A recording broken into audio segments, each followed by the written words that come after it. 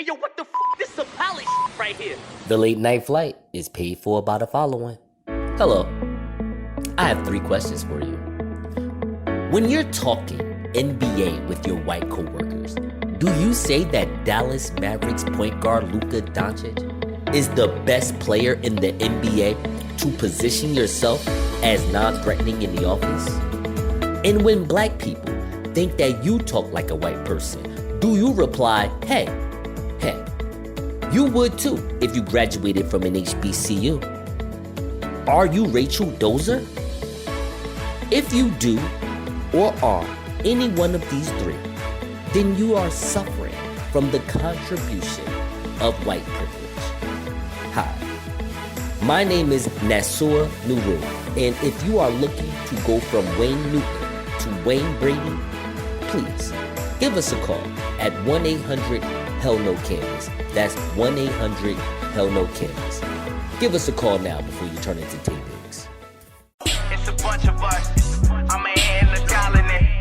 Hold on. Everybody on their Martin, everybody marching for a young nigga like me to get tsunami on it. I'ma get it, I'ma win it, baby. I'll be on my curry till I crash and bury 40 on the text. Yeah, I'm acting nerdy if it's at the Appalachian to the Appalachian. I'ma do whatever that they take to make a black a nation. Hold on.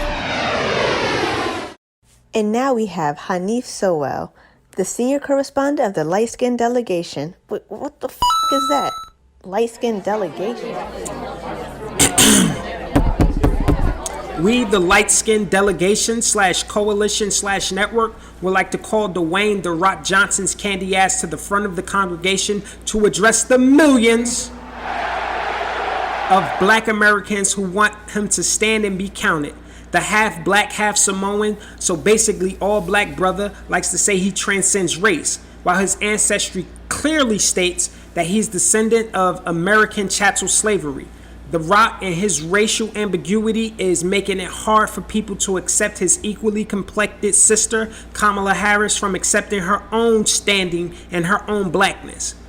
The delegation will not prohibit any of its members from claiming their dual heritage. However, we do subscribe to the one-drop rule when it comes to acceptance of our members. So, Dwayne, if you can play a Samoan, then you damn sure can play a soul brother. If you smell what the light skins are cooking. No further questions at this time. Pushes through crowd.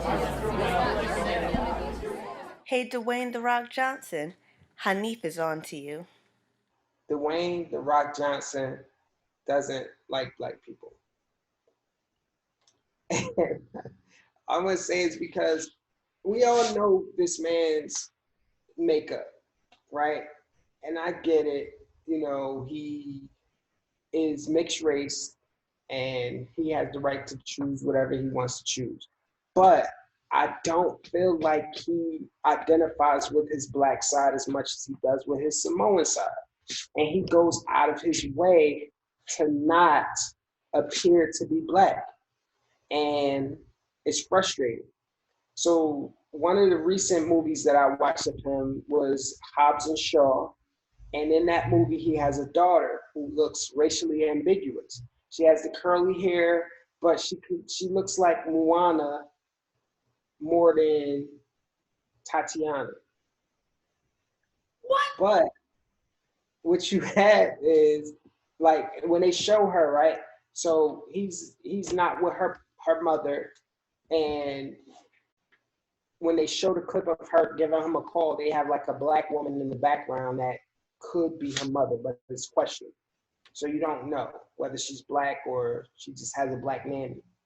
But he full on goes to Samoa and touches base with his roots, his Samoan roots in that movie. And that had to be, I feel like, advocated by him. He had to say, let's talk, let's, let my family be Samoan. You know what I'm saying? Because if the script called for him to be reunited with his family that he was estranged from, then he could have chose to either be reunited to his black family or his Samoan side. He chose to highlight the Samoan side. And I'm thinking about all of his movies and where he played these characters, and it's like, there's never a distinct mention of who he is or what his race is. And then this motherfucker just announced that he's gonna be playing Black Adam, an anti-hero, he's not necessarily a villain, but he's not necessarily a hero, kind of does things. It's like Hancock, played by Will Smith, kind of does things on his own accord, but he, always ends up on the right side somehow. The character is Black Adam, but it's not a black character. It's not a African-American character. It's not a character of African descent. And I think The Rock needs to get his shit together and come to the other side. Hey, yo, what the f***? This is a poly right here. I remember having debates with my uncle at the kitchen table back in the day. After dinner, we'd be talking about You and your uncle. the problems that's going on in the world, right? Yeah. Where I'm like, yo, this country is horrible. It's terrible. A lot of things that go on in this country is crazy. And he used to always take the stance like, yeah, I was in the military. I've been all around the world, and there's still no other place in the world that I would rather be than in America, even with its flaws. So, it got me to thinking, watching a Republican National Convention where they are kind of on that same wavelength of like, this is the greatest country on earth. We are head and shoulders above the rest in everything that we do. And they kind of believe that line of American exceptionalism. And I have to ask myself, because I kind of low-key bought into the idea of like, yo, we struggle in America with all of these different isms that seem to keep people stagnant and not being able to grow, right? But then we say we have freedoms that other countries in the world don't have. And I'm wondering if this American exceptionalism is warranted based on comparison to China, Russia, England, India, these different countries and what they got going on, or are we just really narcissistic in our thinking to believe that we are the best when we are literally not the best? I think we talked about this before, but John Oliver from Last Week Tonight, he put out this piece about how America isn't number one on a lot of different levels. We're talking about through their net neutrality, like how fast we receive internet. We're like middle ground on that. The way we produce our cars, a lot of different things which show that America is really a nation in the middle. Top 15 at best, as far as what we can provide for the citizens that live here. But let me tell you what we are number one in. It's a couple of things that we are number one in. Number one is the military. Right. You ain't stopping that. I don't think another world. I think another world would have to at least last 10 years with us. We got stuff we don't even use yet. It's ridiculous. But another thing that we're number one with, and if you ask a lot of other, I guess if you want to use this term, minorities, other people of color, I would rather use. No, we're definitely still number one in opportunity. That timeline of elementary school to college to career is still a very likely happening for someone. That's a very likely occurrence for somebody. No matter what shade you are in this country. Right. The issue with those shades is that certain shades comes with discrimination. And depending on your background or your how your upbringing or just your inner strength, you can get knocked down, but you may have to get back up. And unfortunately, that's the plight of other shades, that the shades that get discriminated on, because they have to go through all these obstacles in order to be this doctor. And then when they become this doctor, they can't even really get to live out the benefits, the fearfulness of becoming that because they're still ashamed. So, and even if they do get to live this life, they still feel discriminated, you know, but still it's just, when are you going to say, you know, I made it and I made it here in America and you know what, this is what I strive for and I might as well, you know, reap the benefits and enjoy it. I think that's the angle people should look at it more importantly than trying to find out whether we are narcissistic. You know what I mean? Of course we're narcissistic. I mean, technically we seem to be number one because everybody still wants to come here. We seem to be the place of refuge. I mean, a whole country migrated to the United States, to seek refuge. Right.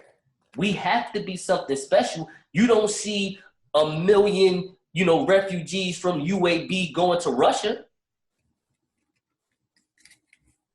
You don't see 90,000 people from Thailand going to China.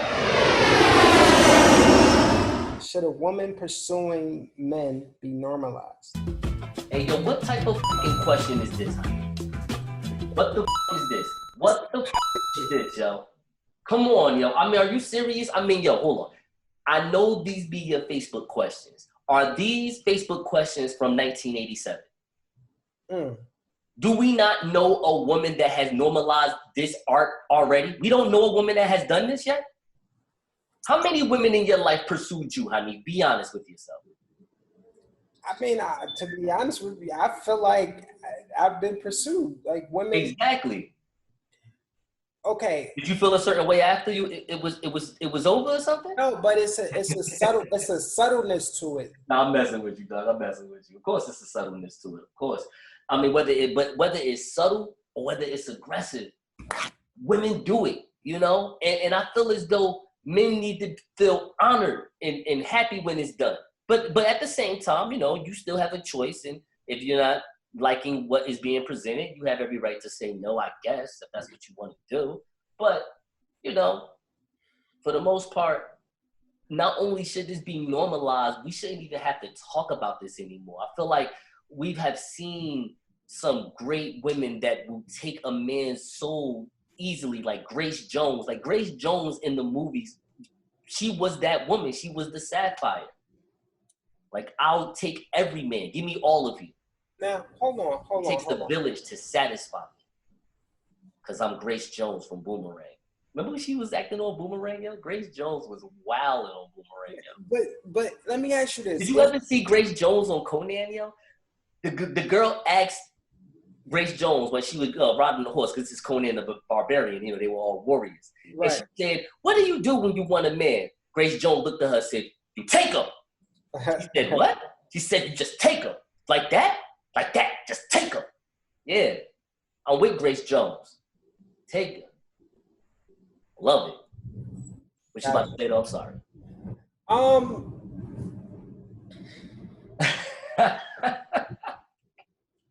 Did you not watch Conan the Barbarian? That was a great movie. With Arnold Schwarzenegger. Yes. Yeah, I'm familiar. But also Wilt Chamberlain. So what I'm saying is that common courtship. Yes. The normal idea of courtship is a man pursuing a woman, right? So basically, you see a woman that you're interested in, you enact all of your chivalrous behavior or whatever it is that you do to get her attention, and then you pursue her in a way that, you know, has her get to win her affection. I 35% agree with that. Not I don't agree with that all the way. Because when you say it the way you say it, and it's not you, it's because of learned behavior. It's, you know, it's I want this woman, so I'm gonna go out and, you know, do what I'm gonna court her. And I get that. Like, that's why I understand that, because of course I was raised like that as well. However, after watching maybe 2 million American movies and then also watching women, and especially the women that I really, really liked in my life, they will definitely let you know if they're interested in you. And you don't necessarily have to make the first move.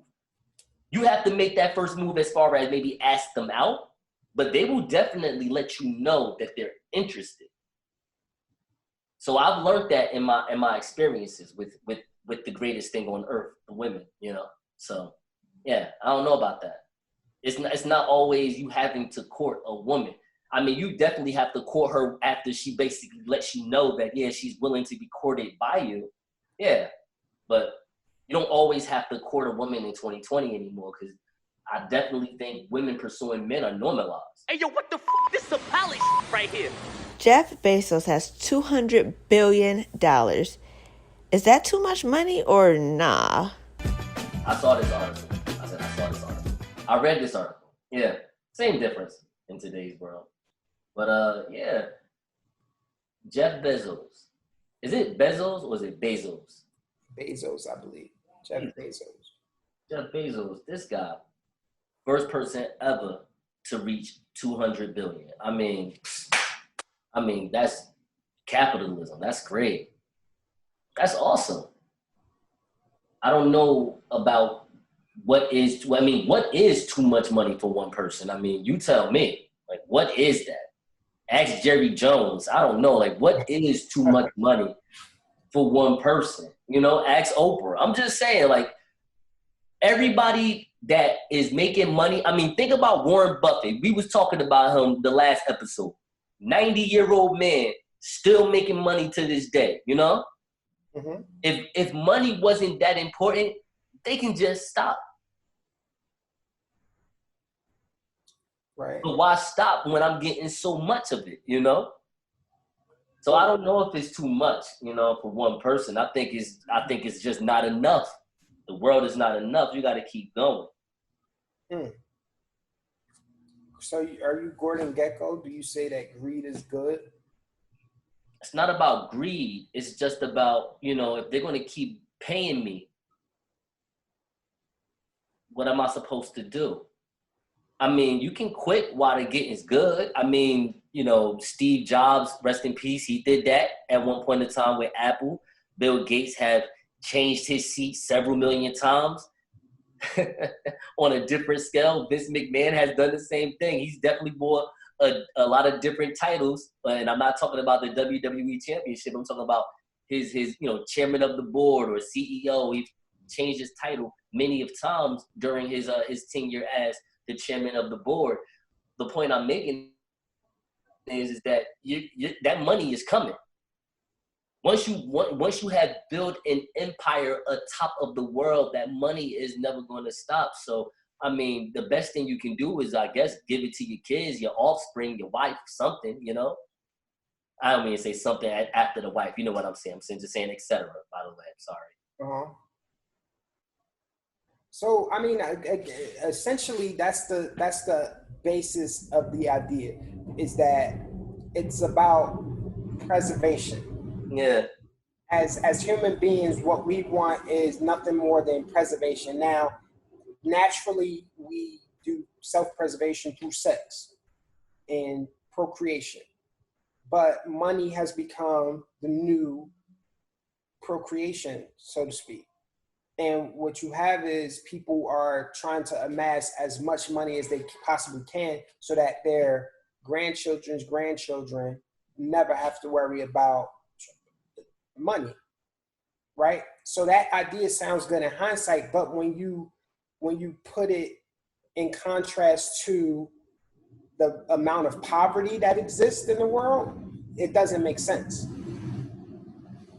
Capitalism, right? Yeah, capitalism, where you can make as much money as you fucking want to, right? I'm just saying that, but that's going to be their defense on that one, bro. Man, just because I made 200 billion don't mean I gotta give up, you know what I'm saying, $1. What are you talking about? I gotta put money back into Amazon, honey. What the f- are you talking about?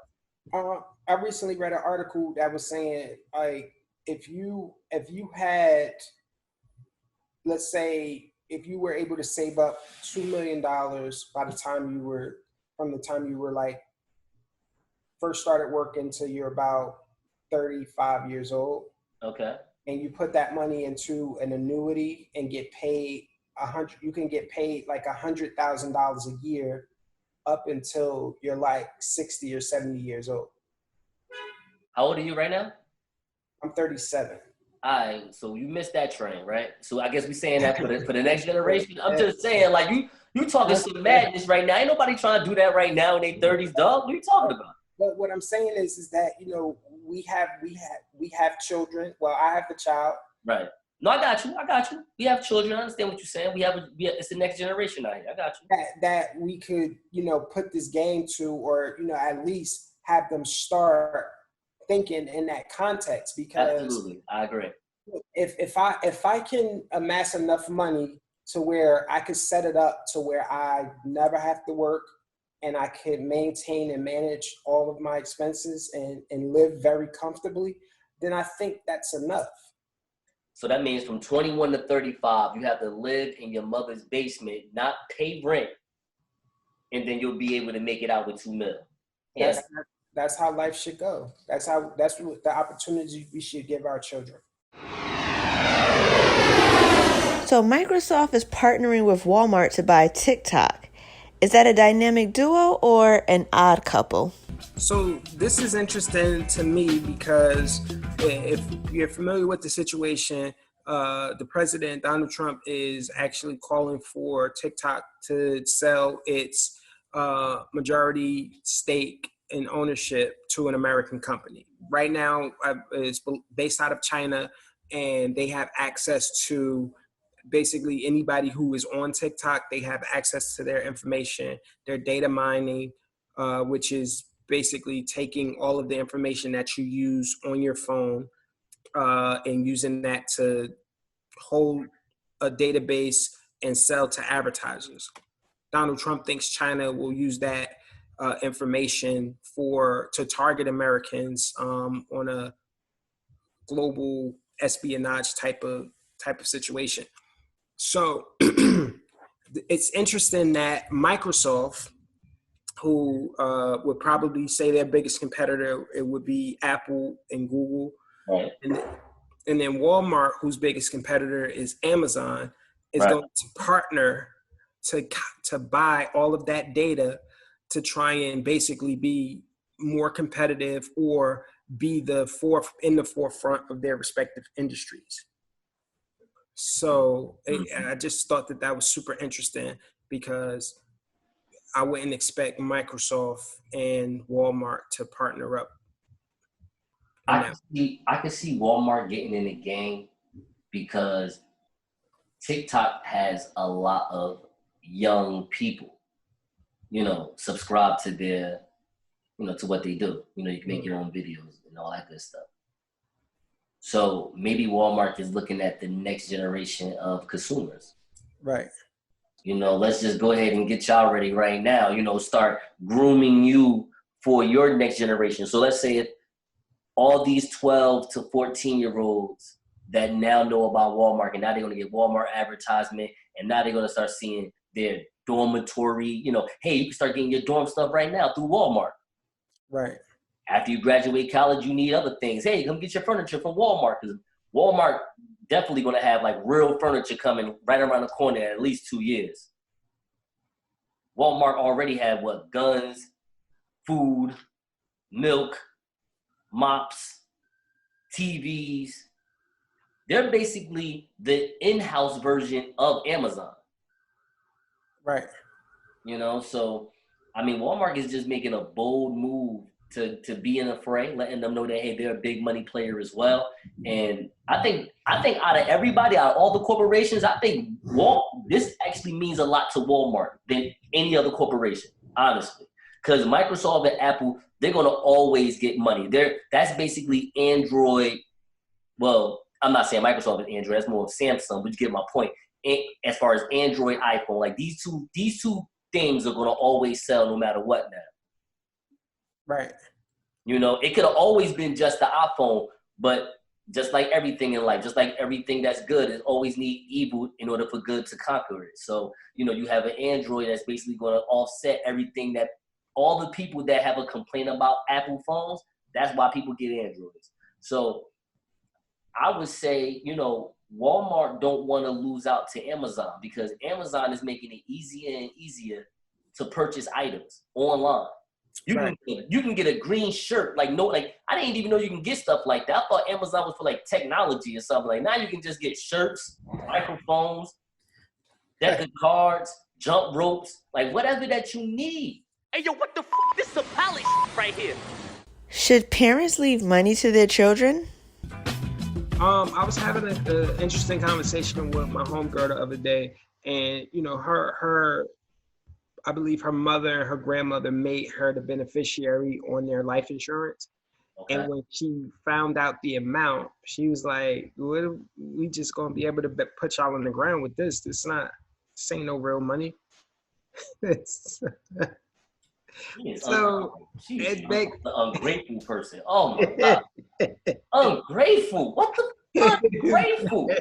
This is an ungrateful friend you have, yo. Hold on. But listen, we've been talking about generational wealth a lot and whether, people should have a certain amount of money and all of that, and the idea of paying it forward, right? So in the instance where you have children and you raise them and they should be left an inheritance. I still believe that an inheritance should happen. And if you don't own property or land, or you don't have a vast amount of money saved up, then life insurance is a vehicle that could get you that. Plus, it's like one of probably the safest investments. You know why? Because you're guaranteed to die. So as long as you pay into that system, you're gonna guarantee that money is gonna be paid out to your beneficiaries. And why not make it a significant amount so that they don't have to worry about money? If you have children and you can leave them something, that's awesome. That's great. That should definitely be part of your plan. I would say that. If you are a parent, hell, if you're not a parent, you know what I mean? And if you can leave the youth, something that they can, own up to, that's awesome. That's super awesome. Right. I don't know what to say about any of that. I think it happens, with people that have money, of course. Mm-hmm. And what I will say though, to your homegirl that said this isn't enough, this isn't enough. I'm sorry. This is only enough to bury you. Then don't bury him. How about that? Keep the money, burn them. I don't know. You know what I'm saying? What do you want them to do? Yeah, you do, because once they dead, you do have control. Exactly. Cremate them if you feel like that. If that's how I just want to see how gangster you really are. If you really that gangster, you know what I'm saying? Cremate them. Like, no one's going to be mad. Yeah, yo, I used to be telling my family, like, just put me in the backyard. Yeah. Throw me in the backyard, you know what I'm saying? Put me a little nice little tombstone, and I'll be cool. That movie with Morgan Freeman and Jack Nicholson, when Morgan Freeman died in the end. Yeah. The Bucket List. The Bucket List. They talked about, how, after they die, where they get buried, that don't even matter. They was like, hey, man, in fact, just put me in a chock full of nuts and put me on the top of the mountain. And that's what, the person that was the caretaker of Jack Nicholson did for him. He did take him up there, yeah. That's what I'm saying. Like, yo, so, all right, if that's how you really feel, just let them know. Like, look, I'm thinking about just cremating you. Just want to shout out. Matter of fact, you really don't even have to tell them. They'll never know. They'll never know, technically. Yeah. I think, people got this weird thing about immortality. They feel like if my body is here, then at some point somebody will figure out some way to resurrect me. Nah, you're gonna turn into bone, and you're gonna be in a nice expensive box. And then after 100 years, they're gonna get rid of that box and put somebody else in that place. So, yeah, no, it's a waste of money.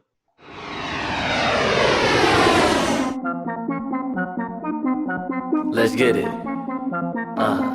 Yeah, let's get it. Let's get it. Let's get it. Let's get it. Let's get it. Yeah, let's get it. Let's get it. Let's get it. Let's get it. Let's try to get all of it. Let's get it. Let's get it. We trying to get all of it. Let's get it. Let's get it, let's get it, let's get it. Huh. Yeah, let's get it. Let's get it. Let's get it, let's get it. We tryna get all of it. Let's get it. Let's get it, we tryna get all of it. Let's get it. Let's get it, let's get it. Let's get it, let's get it, I'm wanting it all. Watching it all out and watch it dissolve. My niggas, they see me, they all give a pause. And these bitches can't beat me, they all gonna fall. My pistol withdraw till it all get resolved. Clean cut diamonds and I promise no flaw. He eating my pussy and fucking you raw. I'm teaching you 48 powers of law. We destined the ball, we immaculate, extravagant. Every time you see a bitch is lavishing. East Orange, North Orange and Patterson. Where the baddest been, on a ratchet end. With the juice and gin, about to pop the friend. What the fuck you want? Nigga don't come around here in front. TB, get the keys and pop that. Let's get it. Yeah, let's get it. Let's get it. Let's get it, let's get it. We tryna get all of it. Let's get it. Let's get it, we tryna get all of it. Let's get it. Let's get it, let's get it, let's get it. Yeah, let's get it. Let's get it. Let's get it, let's get it. We tryna get all of it. Let's get it. Let's get it, we tryna get all of it. Let's get it. Let's get it, let's get it. Broke is a fucking dream. Give me your application, give me pack of that packin' nation. Hella cheese be evaporating. I'm so hungry, I'm salivating. My girl left me for fascination. Over women I haven't rated. Now I'm selling these dimes and quarters. Got me caught up in law and order. She like get out, she aggravated. She so turned up, she congratulated. I wish life was a black Mercedes. Every day with a black lady. To a room at the Renaissance. Put it up in your mouth, bumping, I can nail it. We are flying my pilots, we aviating. We them Seahawks, my pilots, you paying money. I am losing my pilots, I'm 80 Grammys. Hit your feet on my pilot, go take a nanny. About to set up a plane for the East Atlantic. I need condos and women to be romantic. Need a horse shaking ass in them zebra panties. See my girl in her bag like a weed fanatic. Let's get it. Yeah, let's get it. Let's get it. Let's get it, let's get it. We tryna get all of it. Let's get it. Let's get it, we tryna get all of it. Let's get it. Let's get it, let's get it, let's get it. Yeah, let's get it.